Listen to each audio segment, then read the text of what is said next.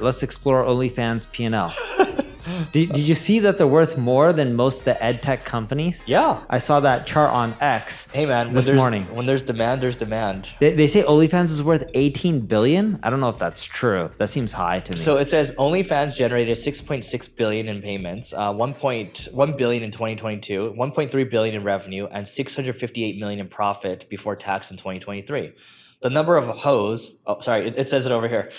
This is the number of creators rose 29% to 4.1 million, and fans plus 28% to 305 million. The owner paid himself a $472 million dividend, up from 338 million. The biggest pimp of all time. So okay.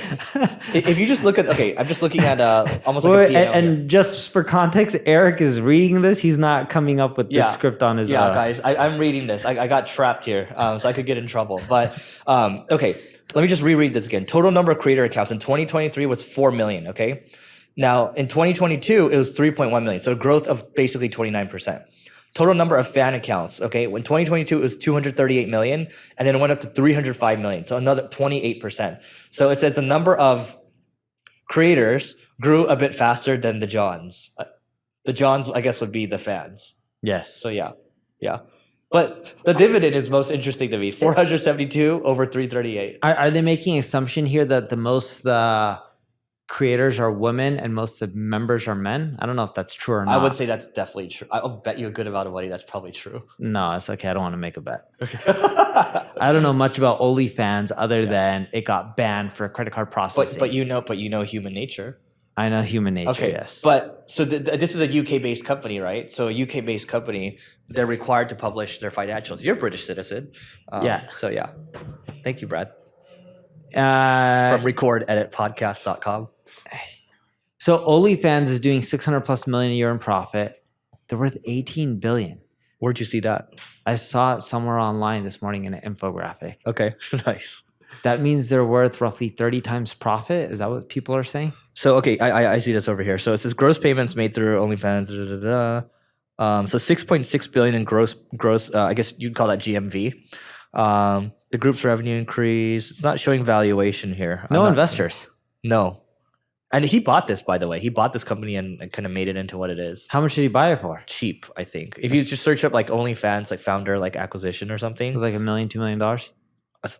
It was like a couple $1 million, maybe less. Wow. OnlyFans P&L. But yeah, I think it's incredible. I mean, you go out and you create something that people want, and if there's demand for it, it will be fulfilled. Yep. And by the way, they tried to pivot a couple years ago where they're saying, oh, it's not going to focus on, they're trying to get away from that, the adult industry. And then it was like, it did not work. Pandemonium, right? So sometimes just stick with what you know. I had this from Matthew Ball. So he kind of broke this out over here. So, by the way, okay, let me just show this to you. 2019, okay, net revenue was 56 million. All right. 2020, 358 was net revenue. 2021, 932 million was net revenue. And then 2022, 1.1 billion net revenue. And then 2023, 1.3 billion. Wow. Yeah. So take it for what it is. I got to take a minute to tell you about the Agency Owners Association. This is a peer group for agency owners. Think YPO or EO, but for agency owners. And I just wanted to read you a couple of testimonials. So this first one comes from Carrie, and we asked her, what do you like most about the group? She said, having a group of people to discuss and bounce ideas. The leads are great too. Yes, we share leads in this group as well. This one from Alian, he says, the ability to really post whatever I want and need, and the group responds. Great experienced members, getting a lot of insights from conversations with other members, getting a lot of value from sessions from Eric, getting advice from others as well. And so if you want to grow your agency faster and you want a peer group to do so, just go to marketingschool.io/agency. This is a group that both Neil and I created. And our hope here is to create a vibrant community of agency owners and do a lot more with it in the future. So again, marketingschool.io/agency, and we'll see you inside.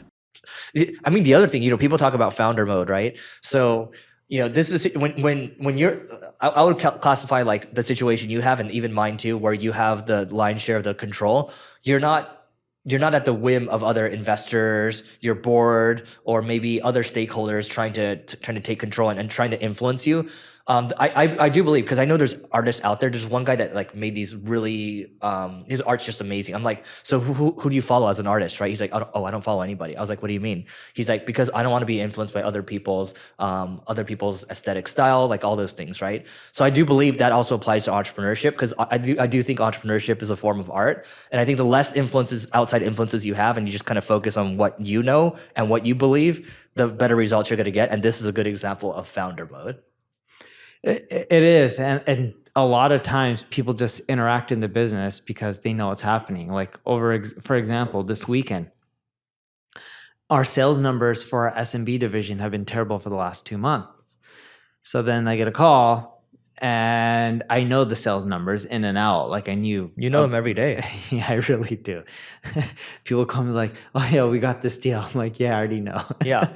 Yeah. You know, like we're pitching for an agency of record deal for a really large car corporation. And my team is going to tell me, actually they know now at this point, if we made it as a semi-finalist, so it's one other company. I already know we made it. That's the finals. Yeah, finals. Yeah. So I already know we made it into the finals before they even told me. And the reason being is someone on the team told me right after their original meeting, like, yeah, they said that we're going to end up making the finals. This is something good that that doesn't get talked about enough. But when Neil first started MP Digital, he was really good at making sure he calls people on sales every day. And now it's become ingrained in the culture. Yes. That hey, we're a sales organization. Not that you're a sales organization, but you're very sales focused. We are. I think sales is in our DNA. Yeah.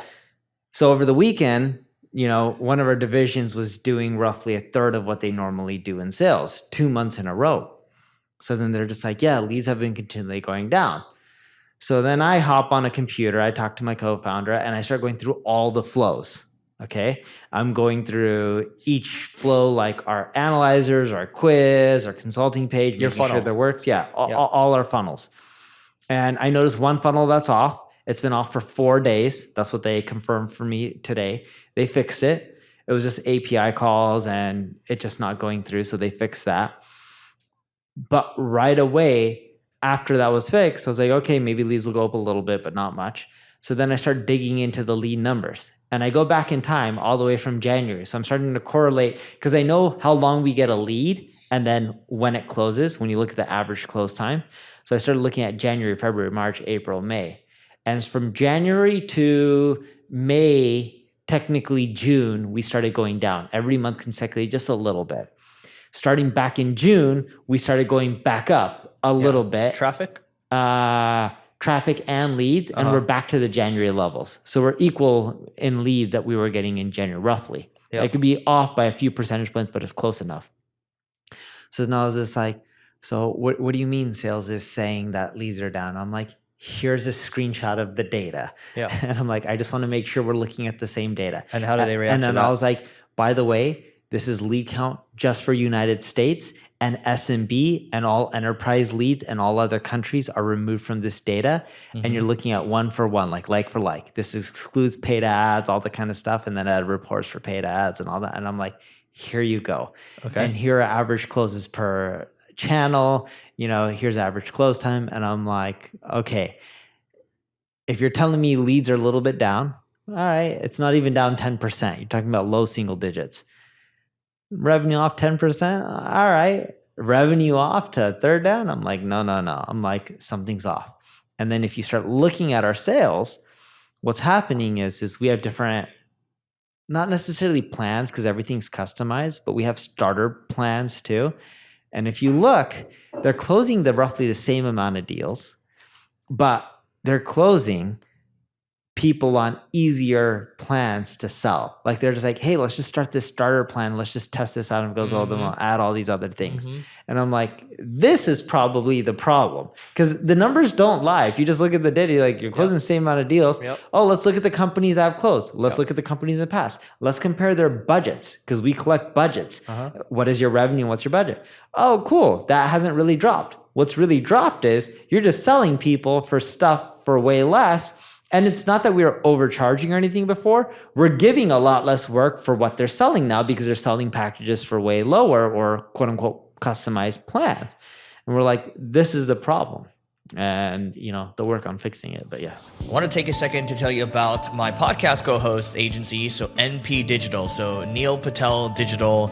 What they do is they do a whole host of marketing services, and they are global. They're worldwide. They have SMB services as well. They have mid-market to enterprise services as well. They cover the entire gamut. So you can just go to mpdigital.com to learn more about it. And now back to the episode. So this goes back to, and by the way, founder mode could also be like, people could misinterpret and be like, oh, like this gives us an excuse to kind of just do whatever we want. No, we're just saying you need to be involved, because if you weren't involved and you just took it at face value, then everyone would be like, oh my God, marketing is broken. But no, in fact, sales is selling the wrong thing, right? And maybe not the wrong thing. I shouldn't say that. It's more so sales is going through the path of least resistance. Yep. Because I would do the same thing too, right? If you could sell something easier and just try to get your close rates up or whatever your quota looks like, that might be it. Right? And my CEO first identified this when our sales numbers started going lower. Not on the lead count. He was mentioning to me, he's like, yeah, leads are dropping. And then I was like, all right, I'll check that out later. But after the first month, he was just like, when sales went lower by roughly a third, he's just like, yeah, it seems like they're selling just people on entry plans instead of selling them everything they really need to succeed.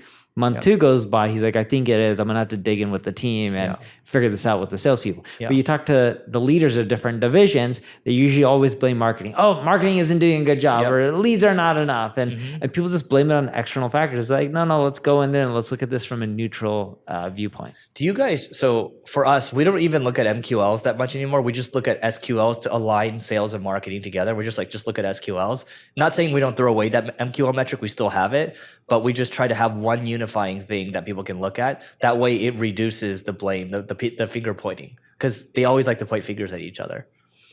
We look at the whole funnel, how many leads you get, for how many calls did you make on each lead, how many of those leads turn into discovery calls, out of the discovery calls, how many of them are qualified and then turn into pitch prep, how many then get pitched, and how many sell. So we look at the whole funnel, and the reason we do it that way, and there's no right or wrong way, we can see where there's a gap. So if we're seeing, which is what we saw in the data over the past few months, the call numbers are the same, roughly the same number of pitches, roughly the same number of pitches are turning into closes. So when you're looking at the funnel, all the metrics are saying the same, but the biggest difference is people are paying a lot less than they used to be, and that is something related to the salesperson. So we do the same thing. We look at the entire funnel. We look at where funnel drop off is. It's marketing 101. But for us, instead of saying, oh, marketing is just held to MQLs, we're just saying, hey guys, you now are held to SQLs, because an SQL is someone that actually is qualified and shows up. Instead of just this MQL, which is like this arbitrary number, we'll still look at it, but we want them to be aligned on one thing. Go ahead. On a side note, going to MQLs, we just look at marketing as leads, and marketing is held to a lead count number. Okay. If the leads are junk, that's a marketing problem, and that shouldn't even be a lead. So they should only be passing leads that are real leads and are somewhat quality. So that is it for today.